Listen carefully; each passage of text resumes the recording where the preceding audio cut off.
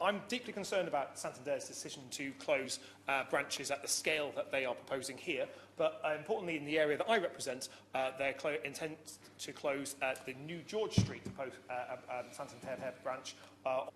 Banking, yes, has a financial purpose. It enables us to trade, to borrow, to invest, to save. But actually the social purpose of banking is also really important.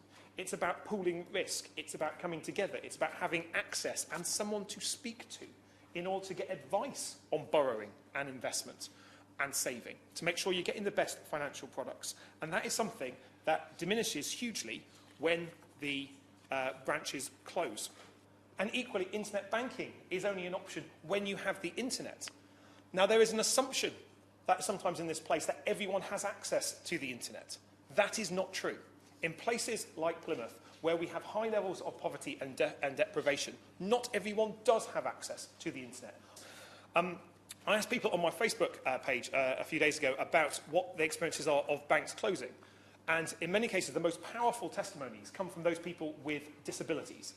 Yeah. For whom the ability to access a local banking service is not just a part that they should have as a normal human being, but actually the additional support that they, in many cases, need and deserve to access those services can't be provided by someone at the end of a phone. But then we need to look at what is that safety net? What is that minimum guarantee that government believes that we should have? The health of our high street depends not only on shops where people want to spend their money, banks where they can access their money, borrow and save, culture where people can enjoy, shops and restaurants where they can eat and drink. We need to look at how we repurpose all that high street in terms of this.